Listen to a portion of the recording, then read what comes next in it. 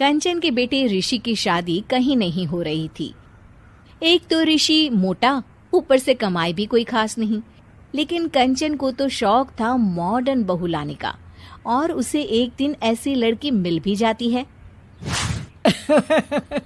हमें तो आपका ऋषि बहुत पसंद है, लेकिन मैं आपको साफ साफ बता देती हूँ, मेरी बेटी के शौक थोड़े से अलग है बहन जी।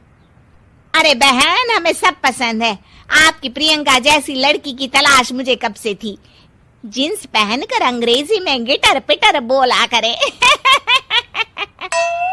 अरे बहन, जरा सुन तो लो, मेरी बेटी के शौक क्या क्या है। अरे नहीं नहीं बहन, बस लड़की को देख लिया तो सब कुछ देख लिया। आप ना शादी की तैयारी करो, और वो जरा सामान की लिस्ट भी दी है ना मैंने। हाँ बहन जी, सारा सामान शादी से एक दिन पहले ही आपके दरवाजे आ जाएगा। मजा आ गया, मजा आ गया। अब तो बस आप शादी की तैयारी करो। प्रियंका के माता पिता के जाने के बाद कंचन का पति उससे कहता है, अरे भाग्यवान, तुम तो कुछ ज्यादा ही जल्दी दिखा रही थी शादी की। अरे बोलने तो देती, लड़की की माँ क्या बोलना चाह रही थी। अरे आप चुप रहिए जी, कुछ पता भी है आपको, बस मुफ्त में बोले जा रहे हैं। मेरी दोस्त शशि की बहू देखी, लंबी पतली और पढ़ी लिखी, हजारों में कमाई और संस्कारी भी। अरे पर जब वो मेरी बहू देखेगी तो जल भुन जाएगी। लेकिन तुम तो शादी ऋषि के लिए कर रही हो ना, या शशि के लिए? तुम्हारा लड़का कुछ कमाता भी नहीं है, और शरीर भी भगवान की दुआ से फूलता ही जा रहा है। फिर बोले आप हैं? फिर बोले आप? मैंने कहा ना, प्रियंका जैसी जींस पहनकर अंग्रेजी झाड़ने वाली बहू किस्मत वालों को ही मिलती है।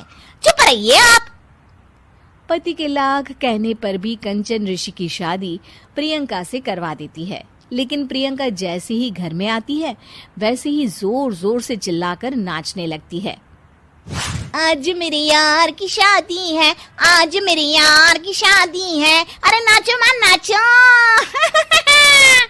आज मेरे यार की शादी है। कंचन, उसका पति और ऋषि ये देखकर हैरान रह जाते हैं। लग रहा है बहू को शादी की बड़ी खुशी है। हाँ हाँ, बहू क्यों नहीं, हम भी नाचेंगे। अरे नाचो नाचो जी, मुंह क्या देख रहे हो, चलो चलो नाचो, बहू कह रही है। कंचन ये कहकर प्रियंका के साथ नाचने लगती है। ऋषि और उसके पिता वहां से चले जाते हैं। अगले दिन कंचन अपनी सहेलियों को प्रियंका से मिलवाने के लिए घर बुलाती है, जहाँ शशि भी आती है। अरे शशि, कैसी हो? मैं ना तुम्हें प्रियंका से मिलवाती हूँ। अरे सच में बहुत ही एडवांस सोच की लड़की है। कितने मॉडर्न ख्यालात है उसके, पता है तुम्हें? अरे हाँ कंचन, जरूर। बच्चों की शादी अच्छी ही होनी चाहिए, और वैसे भी तुझे तो शुरू से ही ऊंचे ख्याल की बहू चाहिए थी। तभी कंचन की सहेली कहती है, अरे कंचन, बुलाओ ना प्रियंका को, हम भी मिल ले।